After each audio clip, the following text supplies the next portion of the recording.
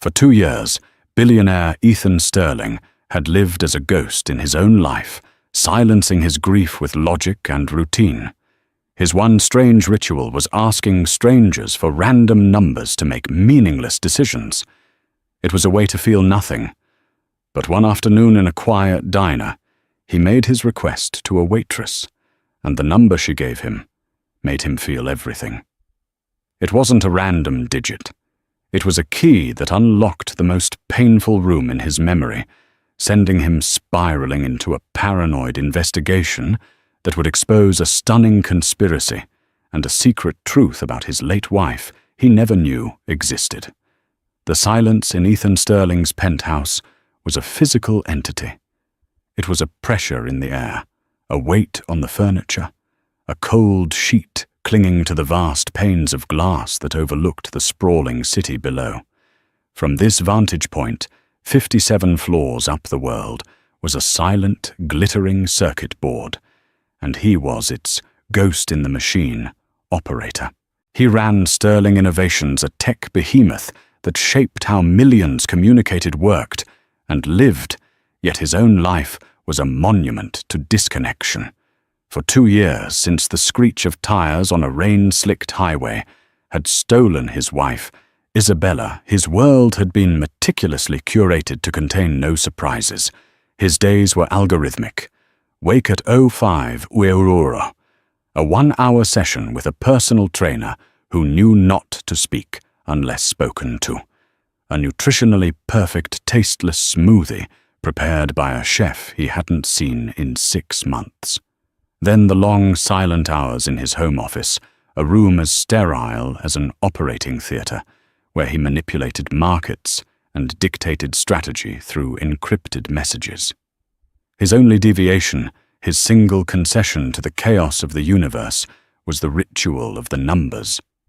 It had started small.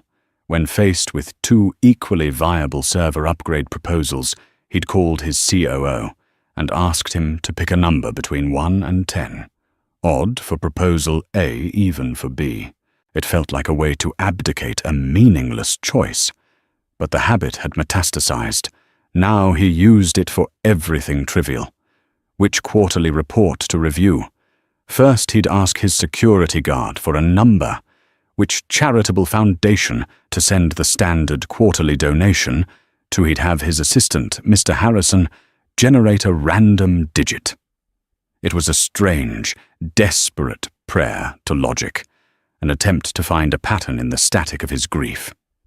He believed that if he outsourced the small decisions to the randomness of the world, he could insulate himself from the consequences of a large one, the one that haunted his every waking moment. The decision to let Isabella drive home alone that night because he'd been too engrossed in a late-breaking acquisition deal.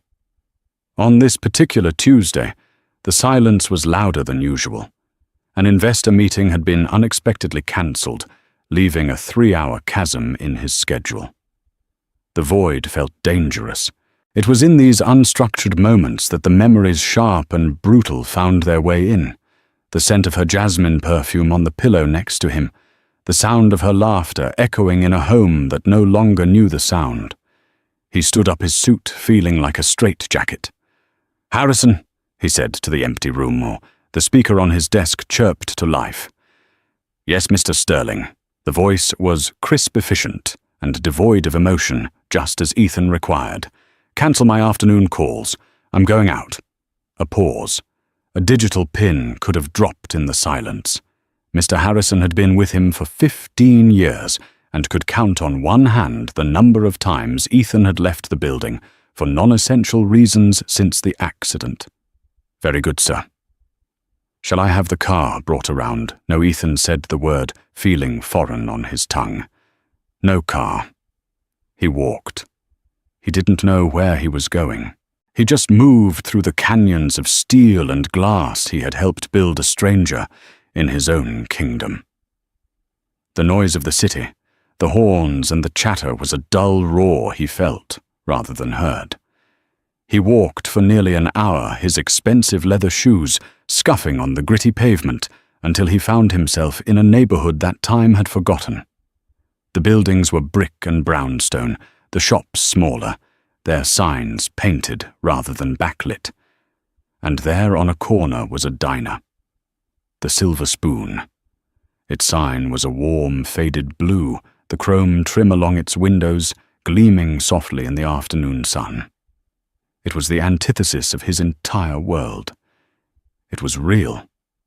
On an impulse he couldn't begin to analyze, he pushed the door open. A small bell chimed. The air inside smelled of coffee, frying bacon, and something vaguely sweet like cinnamon. It was warm.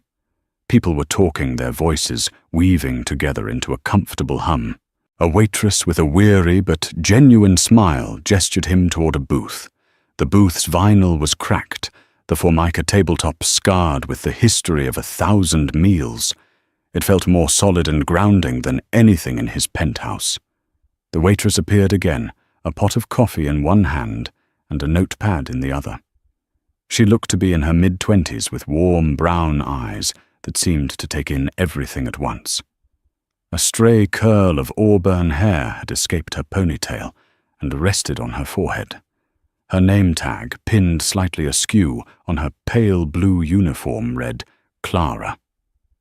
"Coffee?" she asked, her voice friendly and untroubled. Ethan just nodded. She poured the dark liquid into a thick ceramic mug. It was 1,000,000 miles away from the single-origin temperature-controlled brew he was served at home. It smelled wonderful. "Know what you'd like, or do you need a minute?" she asked, poised to leave. Ethan's heart began to beat a little faster. The ritual, the old familiar crutch in this alien environment. He had no idea what to order. The menu was a blur of words. He needed a number. "I have a strange question for you," he began, his voice raspy from disuse. Clara's smile didn't falter. In a diner like this, she'd probably heard it all. "Try me. Just give me a number." "Any number." 4 digits. She blinked, a flicker of surprise, finally registering in her eyes. She tilted her head, studying him for a second.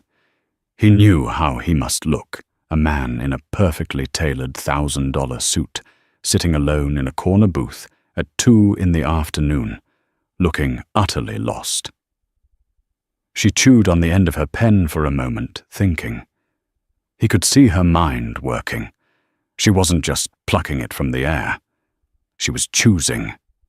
"Okay," she said slowly, a small smile playing on her lips. 10:26. 10:26. The world stopped. It wasn't a subtle halt. It was a violent, screeching stop, as if the planet had been thrown into reverse. The friendly hum of the diner, the clatter of cutlery, the scent of coffee, it all vanished, replaced by a deafening, roaring vacuum in his head. 10. October. 26. The 26th day. October 26th. Isabella's birthday. The number wasn't just a date. It was a sacred, painful anniversary he observed in absolute solitude every year. It was the combination to the safe where he kept her wedding ring. It was the last 4 digits of the phone number he still couldn't bring himself to delete from his contacts. It was a code etched onto his very soul. And this stranger, this waitress in a cheap diner, had just spoken it aloud as if it were nothing. His breath hitched. The blood drained from his face, and a cold sweat broke out on his brow. The mug in his hand trembled, sloshing hot coffee over his fingers. He barely felt the burn. "Sir, are you all right?" Clara's voice was laced with genuine concern now. She leaned forward, her brow furrowed. "You look like you've seen a ghost." He had. He was seeing Isabella's ghost, right there, in the swirling steam of the coffee, in the innocent eyes of the woman standing before him. He couldn't speak. He couldn't breathe. The carefully constructed walls of his sterile world had been shattered by 4 simple digits. He fumbled in his pocket, his hand shaking uncontrollably. He pulled out his wallet, grabbed a handful of bills without looking, and threw them on the table. He had to get out. He had to escape. Stumbling out of the booth, he pushed past her, the bell on the door chiming violently as he burst back out onto the street. He didn't look back. He couldn't. He leaned against the brick wall of the building next door, gasping for air, the city noise crashing back in on him. Coincidence. It had to be a coincidence. A 1 in 10,000 chance. An anomaly. A statistical improbability that meant nothing. But as he stood there, his heart hammering against his ribs, a darker thought began to creep in. In his world of corporate espionage, hostile takeovers and billion-dollar stakes, there was no such thing as a coincidence. What if it wasn't random at all back inside? The silver spoon, Clara Munro stared at the money on the table. It was a pile of $100 bills, at least 5 of them, for a cup of coffee he never even tasted. She looked at the door the strange, haunted man had fled through, then back at the money. This wasn't a tip. It was a statement. But what was it trying to say? The penthouse felt different when Ethan returned. The silence was no longer empty. It was charged, accusatory. He strode into his office, ignoring the pristine surfaces and the panoramic view. He jabbed the intercom button. Harrison. Sir. Is everything all right? Harrison's voice was as level as ever, but Ethan detected a microscopic uptick in urgency. I need you to find someone for me, Ethan said, his voice tight. A woman. Her name is Clara. She works at a diner called the Silver Spoon. I don't have a last name. Mid-20s, auburn hair, brown eyes. There was a beat of silence. This was far outside the purview of their usual interactions. Harrison was a fixer of corporate problems, a weaver of complex financial strategies, not a private detective for personal whims. Consider it done, Mr. Sterling, Harrison replied, the question he was surely thinking left unasked. Do you have an address for the establishment? Find it. Ethan snapped, then immediately regretted his tone. He took a breath. Just be discreet, Harrison. Utterly discreet. I want to know everything. Who she is, where she's from, who she talks to. Everything. But she cannot know she's being looked into. No one can. I understand, sir. For the next 48 hours, Ethan was a caged animal. He didn't work. He didn't sleep. He paced the length of his penthouse, the number echoing in his mind, 1126. He replayed the scene in the diner over and over. Clara's innocent expression, her thoughtful pause before giving him the number. Was it an act? Was she a corporate actress trained to disarm him? Paranoia, a billionaire's constant companion, took root and flourished in the fertile ground of his grief. Who would want to do this? Who would be so cruel? His list of rivals was long. Damien Shaw, the CEO of rival tech firm Nexus Dynamics, was the most likely candidate. Shaw was brilliant, ruthless, and known for his elaborate psychological games. Had Shaw somehow learned the significance of that date? Had he hired this waitress to deliver it like a poisoned dart, designed to destabilize him before a major product launch? The thought made him sick. It felt like a desecration of Isabella's memory. On the 3rd day, Harrison's call came. I have the preliminary report on Clara Munro, sir. Ethan stood before the glass wall, looking down at the city. Go on. Clara Ann Munro, age 26. Harrison began, his voice a dispassionate stream of data. Born in upstate New York, moved to the city 7 years ago to attend art school on a partial scholarship. Dropped out after 2 years due to financial constraints following her father's illness. Her father, David Munro, passed away 3 years ago. Lung cancer. He was a mechanic, owned his own garage. Left her with significant medical debt, which she is still paying off. No criminal record, no known political affiliations. lives in a small studio apartment in a pre-war building, works 60 hours a week at the Silver Spoon. Her only known associate is a co-worker, Maria Sanchez. By all accounts, her life is unremarkable. Ethan's hand clenched into a fist. Unremarkable. It sounded too perfect. A clean slate. A blank canvas for someone like Shaw to paint his deception on. Her father Ethan said, seizing on the detail. The mechanic. What kind of cars did he work on? Primarily domestic and older import models, sir. It was a small local garage. Dig deeper, Harrison Ethan commanded. Cross-reference his client list, his parts suppliers, anything with Nexus Dynamics, or any holding company associated with Damien Shaw. Already ahead of you, Sir Harrison said. There is one tenuous link. It's thin, but it's there. In the year before his death, Monroe's garage serviced a vehicle registered to a shell corporation, Viridian Holdings. Viridian is a property management company that, after 3 layers of corporate veiling, is indeed owned by a subsidiary of Nexus Dynamics. Ethan's blood ran cold. There it was. The link. It wasn't a smoking gun, but it was a thread. A tiny, almost invisible thread connecting this struggling waitress to his greatest rival. What else? Ethan pressed. There's the matter of the number itself. 10:26. I assumed it might hold some significance for her. Her apartment number is 4B. Her date of birth is May 11th. The number does not correspond to her social security number, her bank accounts, or any other identifiable data point. So the number was a mystery for her too, or was that part of the elaborate cover? Thank you, Harrison. Keep digging. I want to know every person David Monroe ever spoke to who had a connection to Shaw. Yes, sir. That evening, Ethan did something he hadn't done in 2 years. He went back to the diner. Clara was there, rushing between tables, a tired but determined set to her jaw. He watched her from the same booth.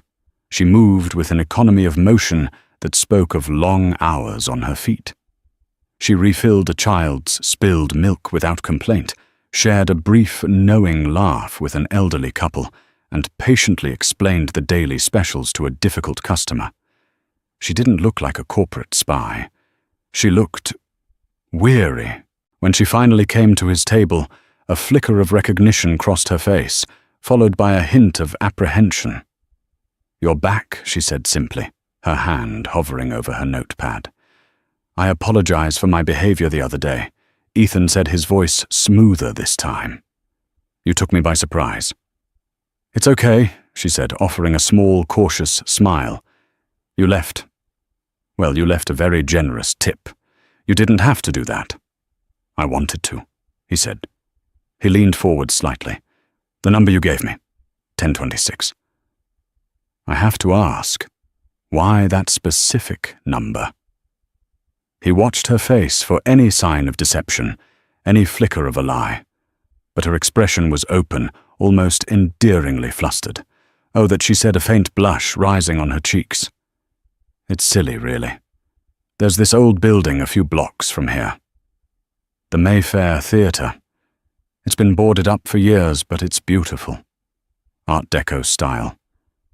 I like to sketch it sometimes. Its address is 1026 Mayfair Avenue. When you asked for a number, I was just thinking about a painting I want to do of it. So that's the number that popped into my head. The Mayfair Theatre. The name meant nothing to him. He paid for his coffee this time with a normal tip and left. The moment he was outside, he was on the phone. "Harrison, I need you to find everything you can on a property. The Mayfair Theatre, 1026. Mayfair Avenue. Right away, sir." Ethan walked the few blocks Clara had mentioned, and there it was, a grand, decaying dame of a building. The marquee was rusted, the windows boarded over with plywood, but you could still see the elegance in its bones, the sweeping curves, the intricate tile work, the ghost of a golden age. The numbers 10 through 6 were still visible painted in faded gold leaf above the grand entrance. He stared at it, a strange feeling churning in his gut. This was the source of the number. A forgotten building. But why did it feel so important? 20 minutes later, his phone rang. His phone. It was Harrison. "Sir, I have the information on the Mayfair Theatre." And Harrison's voice was different this time. It had lost its clinical detachment. There was a note of hesitation, something akin to shock. "Sir, the theatre was part of a portfolio of historic properties that a local preservation society was trying to save. They had a number of anonymous donors. Get to the point, Harrison. I accessed the Preservation Society's encrypted donor files from 2 years ago. The primary anonymous benefactor, the one who was pushing the hardest to fund the restoration of the Mayfair specifically, was Isabella Sterling. The words hit Ethan with the force of a physical blow. He stumbled back, his hand bracing against the cold brick of the building opposite the theatre. Isabella. His Isabella, a lover of modern art, sleek lines and minimalist design, had been secretly trying to save this decaying Art Deco relic. It made no sense. He had known everything about her. Her favorite foods, her preferred vacation spots, the exact shade of blue of her eyes when she laughed. They had shared a life, a home, a bed. How could he not know this? "Are you certain, Harrison?" he asked, his voice a hoarse whisper. "The donations were routed through a private philanthropic account she established shortly after your wedding, an account you were not a signatory on. The transaction records are unequivocal, sir." She was passionate about this project. Passionate. The word twisted in his gut. He had been the one lauded for his passion, his drive, his vision. He'd built an empire from it. But all the while, his wife had a secret passion of her own, one she had hidden from him. Why was she afraid he'd dismiss it as frivolous, a quaint little hobby compared to his world-shaking ventures? The guilt was immediate and suffocating.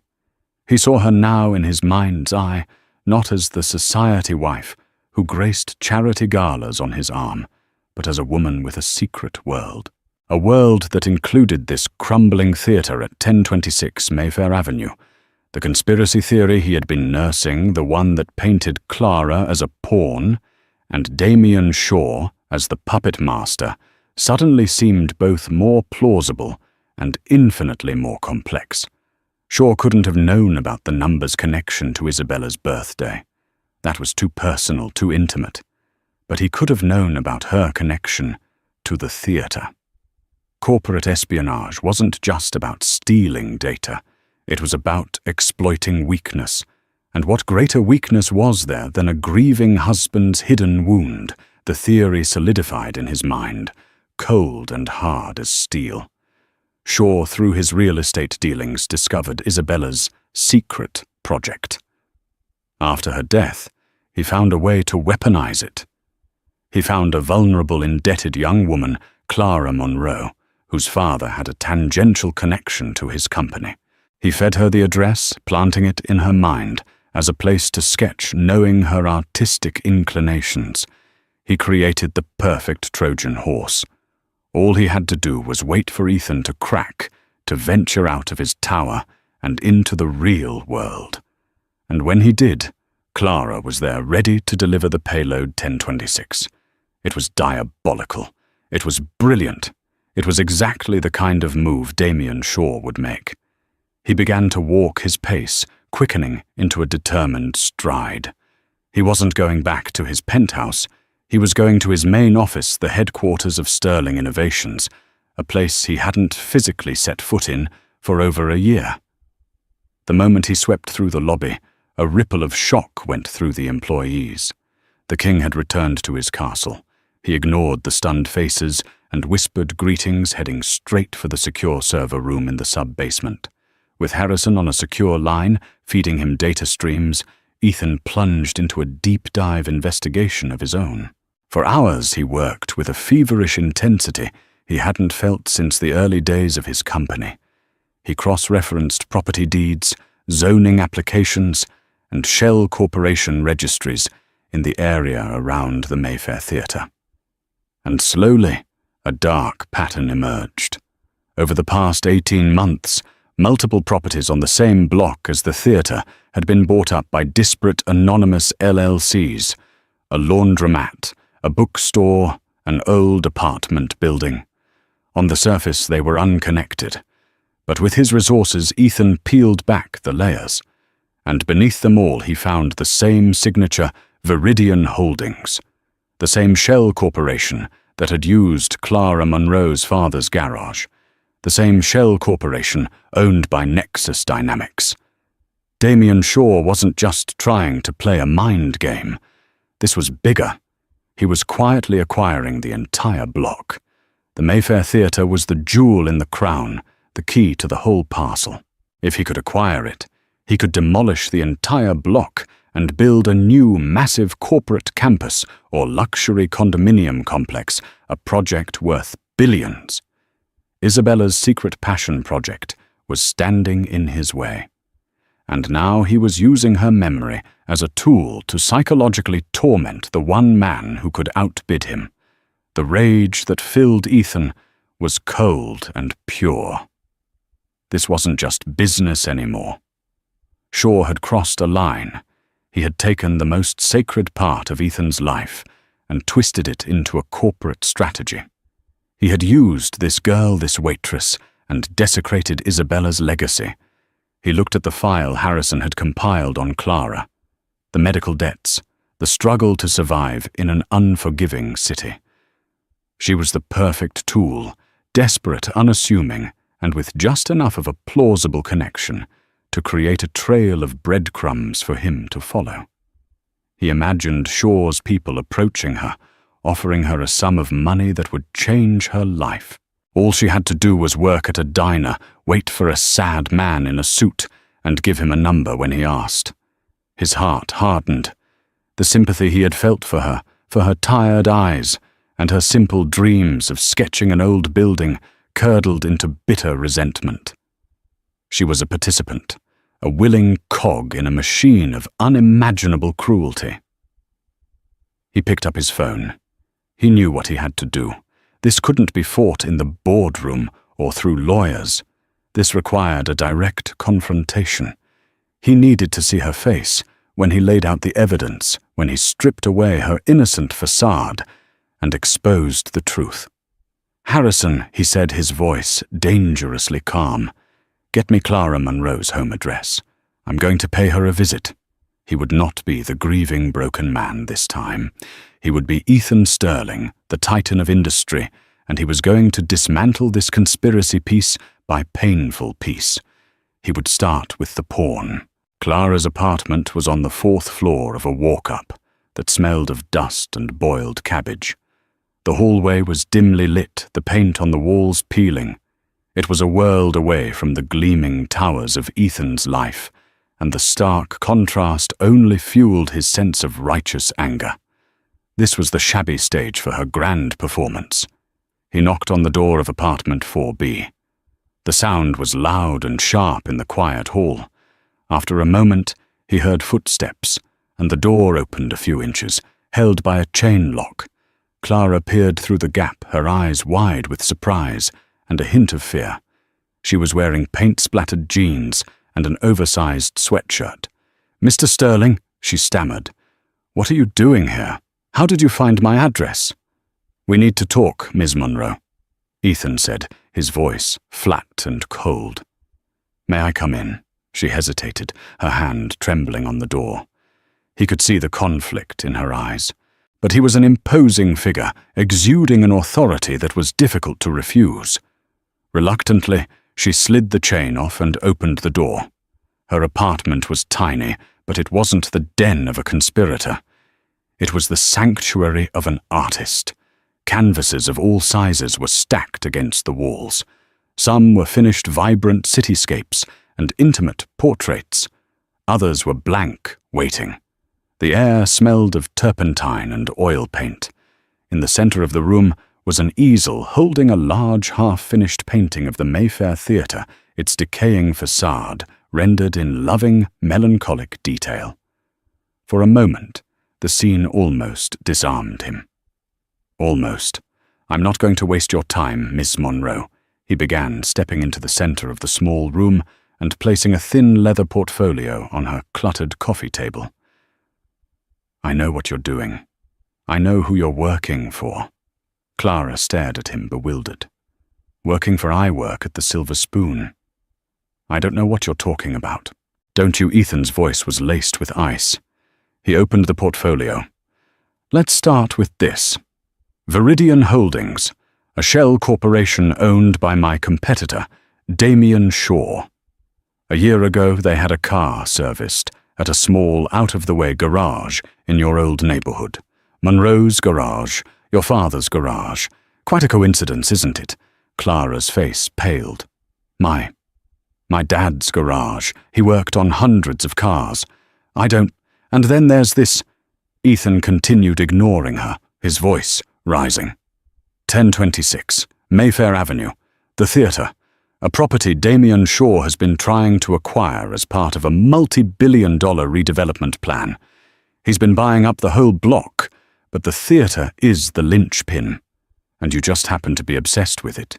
You just happen to give me that number, knowing it would send me down this rabbit hole. He was standing over her now, his shadow falling across her small apartment. But here's the master stroke. The part that I'm sure Shaw was so proud of. The theatre. He must have done his research. He must have discovered that it was a secret passion project of my late wife, Isabella. At the mention of Isabella's name, Clara flinched as if he'd struck her. "So let's put it all together," Ethan said, his voice a low, furious snarl. "Shaw finds you, a struggling artist with a mountain of debt and a convenient traceable link back to his company. He pays you. A lot of money, I assume. Enough to solve all your problems. All you have to do is get a job at a diner, cultivate a charming little obsession with a building, and wait for the broken billionaire to show up. Then you feed him the number. The address. A number that you had no idea was also the day his wife was born. A cruel, perfect, devastating coincidence that Shaw could never have planned, but one that made his little scheme 1,000 times more effective." He finally stopped, his chest heaving. He had laid it all out. The perfect, logical, cold-blooded conspiracy. He waited for her to break, to confess, to cry. Instead, he saw a spark ignite in her wide, tear-filled eyes. A spark of pure, undiluted fury. "Get out!"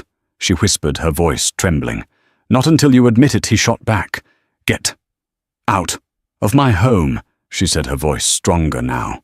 She pointed a paint-stained finger at the door. "You come in here into my life, and you spin this insane, disgusting story. You think my father's memory is something you can use as a chess piece in your sick corporate game. You think my art is some kind of a prop." She strode over to a worn-out wooden chest in the corner and threw it open. She pulled out a stack of medical bills held together by a rubber band and threw them on the table next to his pristine leather portfolio. "There's your payment from Damien Shaw. That's the debt I'm still paying off from watching my father die because we couldn't afford better care. You think money could make me do what you're accusing me of?" Her anger was so raw, so genuine, it was like a physical force in the room. For the first time, a sliver of doubt pierced Ethan's armor of certainty. "The connections, they're all there," he stammered, feeling his conviction begin to crumble. "Connections," she cried, laughing a broken, humorless laugh. "You live in a world of connections and conspiracies because you can't bear to face the truth. The truth is that the world is messy and random and sometimes unbearably sad." She turned away from him, her shoulders shaking. She walked over to a small dusty box on a bookshelf. Her movements were slow, deliberate. She opened it and took something out. When she turned back to him, she was holding a small, faded newspaper clipping encased in yellowed plastic. "You want to know about connections, Mr. Sterling?" she said, her voice now quiet and heavy, with a grief that he recognized all too well. "Here's the only one that matters." She handed him the clipping. It was from a local city paper dated 10 years ago. It was a small article, a human interest story. The headline read, "Local teen wins prestigious Visionary Youth Art Scholarship." Below it was a picture of a much younger Clara, maybe 16, standing proudly next to a painting, a shy smile on her face. He read the first paragraph. "Clara Monroe, a promising sophomore at Northwood High, has been named this year's recipient of the Visionary Youth Scholarship, an award that will allow her to attend the city's prestigious Summer Arts program. The scholarship is funded by a private, anonymous benefactor, passionate about nurturing local talent."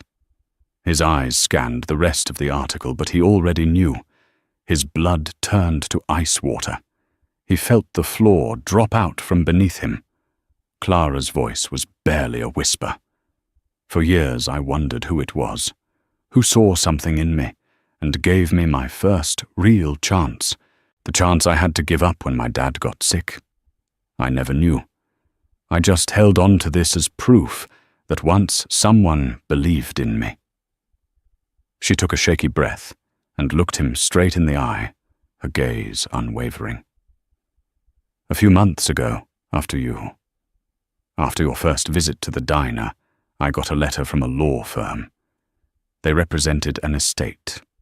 They told me that the anonymous benefactor who funded that scholarship had passed away, and as part of her final arrangements, they were instructed to reveal her identity to the past recipients, in case we ever needed to know who to thank." She paused, letting the silence stretch, letting the weight of her next words settle in the air between them. "The benefactor was your wife, Mr. Sterling. Her name was Isabella." The portfolio slid from Ethan's numb fingers and fell to the floor, scattering its corporate evidence like dead leaves. The conspiracy so perfectly constructed in his mind evaporated into nothing. The connection wasn't sure. It wasn't corporate espionage. It wasn't a cruel trick. The connection was Isabella. His wife had seen a spark in a 16-year-old girl's painting a decade ago.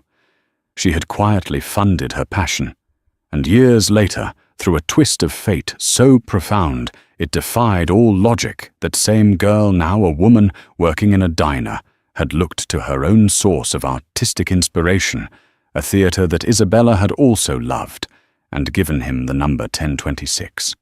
It wasn't a plot.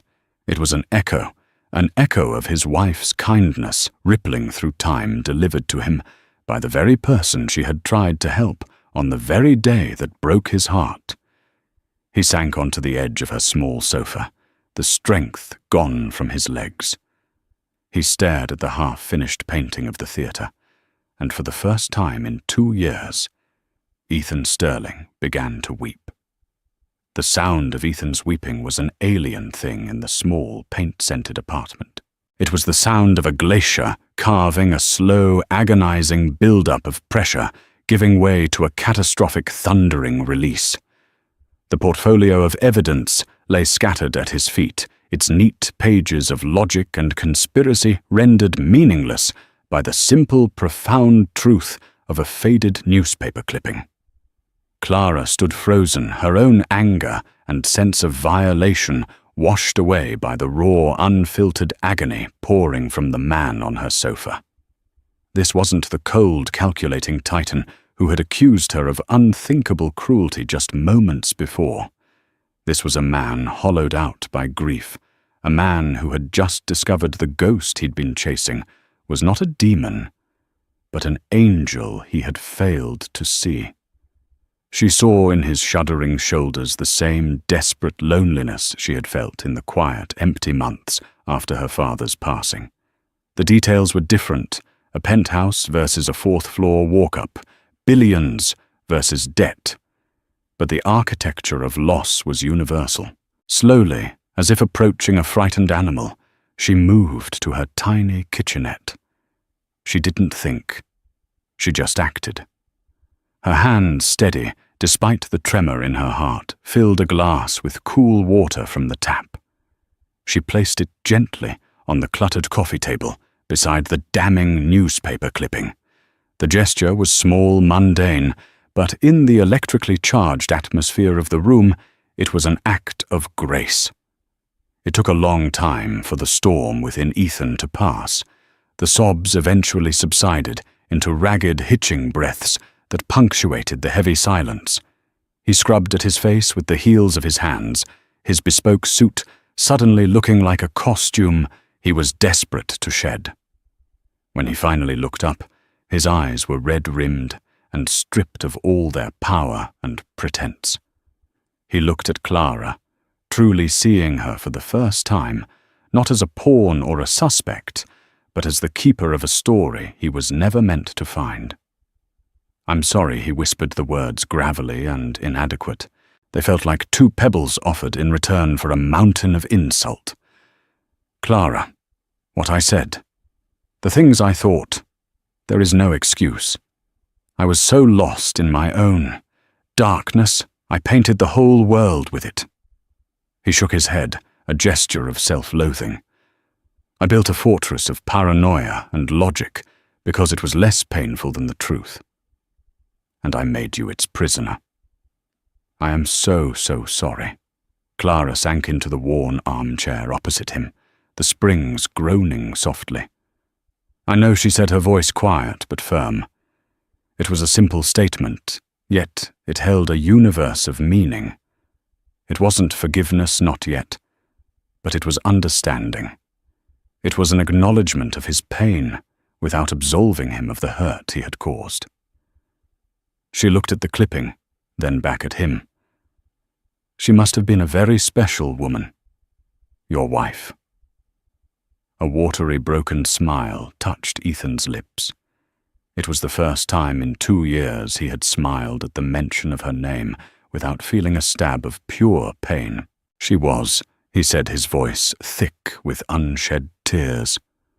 "She was light. She tried to pull me out of the world of balance sheets and quarterly reports. She loved art music, things that didn't have a quantifiable value. I called them her hobbies." The word came out as a self-indictment. I didn't see that they were her soul.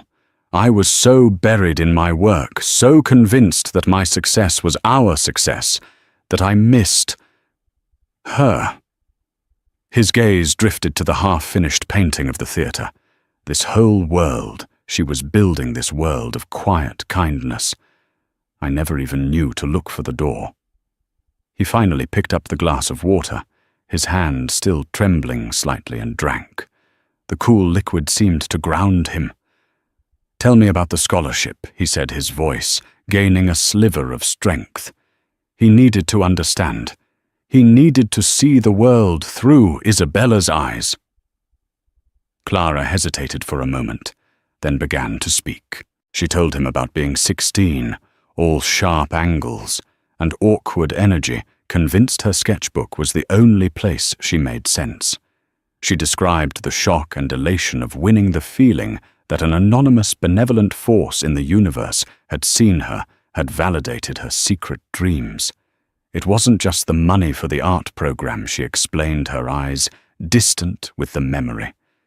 It was the permission. It gave me the courage to tell my dad I wanted to be an artist, not a paralegal. He was so proud. She then told him about her father's illness, the slow, draining reality of hospital visits, and mounting bills that had forced her to drop out of art school. Her dream had been packed away like the scholarship clipping into a box of things that belonged to a different life. As he listened, Ethan felt the last of his cold corporate certainty dissolve, replaced by a profound and painful clarity. He saw the two parallel lines of their lives, Isabella using her wealth to quietly nurture a stranger's dream, and Clara clinging to that dream even as life tried to tear it away from her. And he, Ethan, had been blind to it all. "He's not going to get it," Ethan said abruptly, the words sharp with a newfound resolve. Clara looked at him confused. "Who get what, Damien Shaw?" Ethan said the name like poison on his tongue. "The theatre. He sees a plot of land to be monetized. He doesn't see the stories. He doesn't see my wife's last dream or your first one. He is not going to tear it down." In that moment, a fundamental shift occurred within Ethan Sterling. The grief that had been an anchor, drowning him in solitude, was transformed into fuel. The rage he had misdirected at Clara now found its true target. He stood up, and for the first time in a long time, he looked like the titan of industry the world believed him to be. But his purpose was no longer profit. It was preservation. It was legacy. The weeks that followed were a testament to the awesome power of a focused mind, backed by limitless resources. The ghost of the penthouse was gone. Ethan Sterling was a man reborn, moving with a speed and clarity that stunned his employees and terrified his rivals. His first call was to Mr. Harrison, not with a command, but with a request. "Harrison," he'd said, his voice calm and clear, "I need you to liquidate 10% of my personal, non-essential holdings in Sterling Innovations. And I need you to set up a meeting with the head of our philanthropic division. We're going to build something." The change was most evident in his war for the Mayfair block. He didn't engage in the hostile tactics Shaw favored. Instead, he approached it with a surgeon's precision and a poet's heart. He met personally with the owner of the old laundromat, a man whose family had run it for 3 generations. He didn't just offer him money.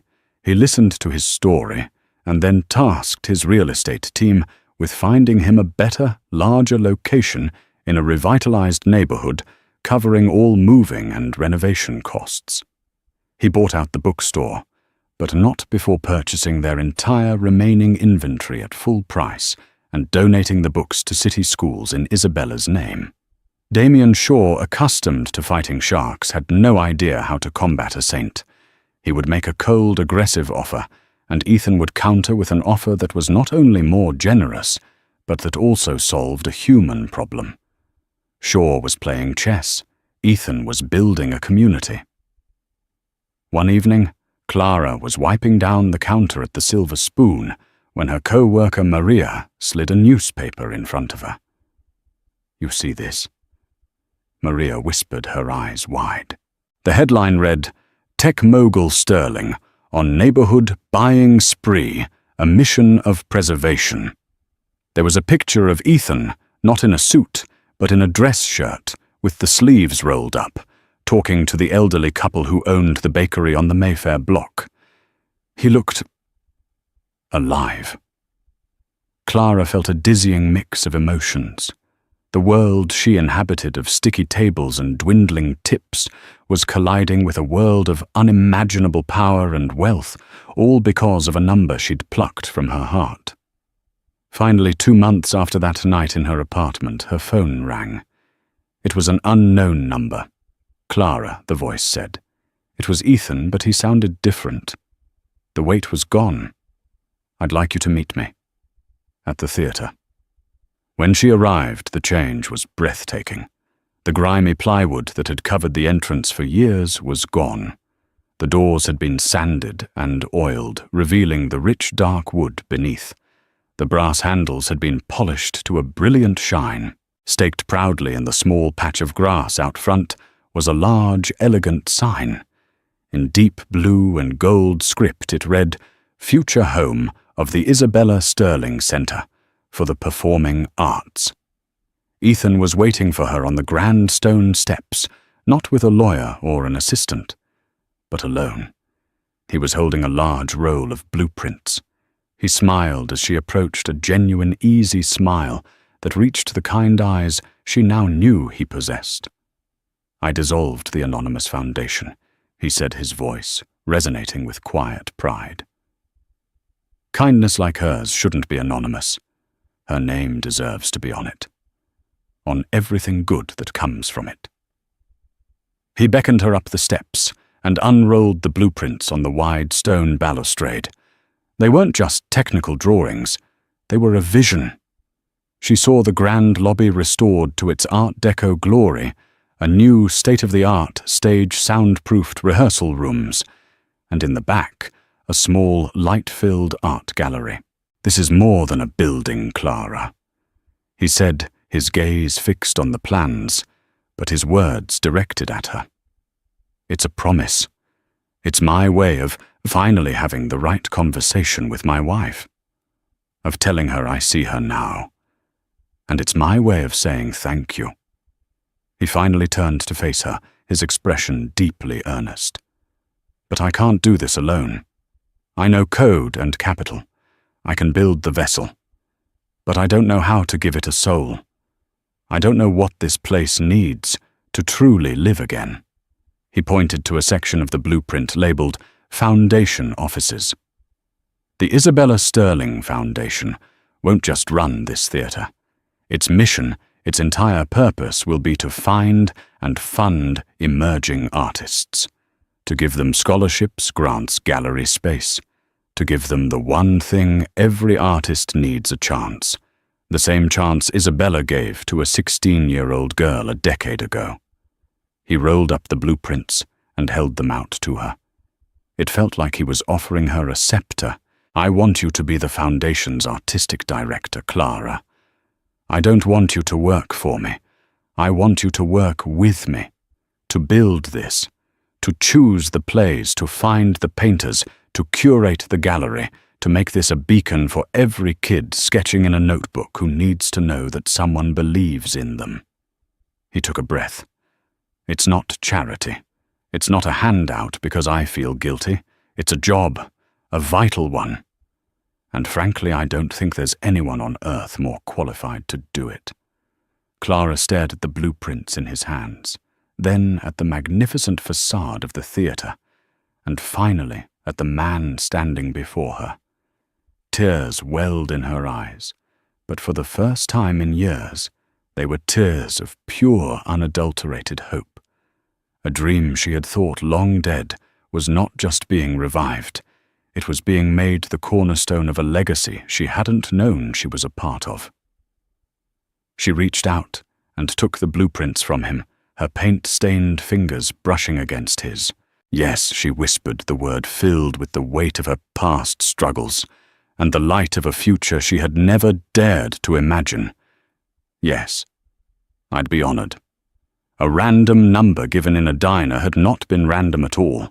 It was an echo of kindness, a thread of connection that had pulled two grieving souls from their separate darknesses, standing together on the steps of 1026 Mayfair Avenue, under a name that represented what they had both lost and what they had now found, Ethan.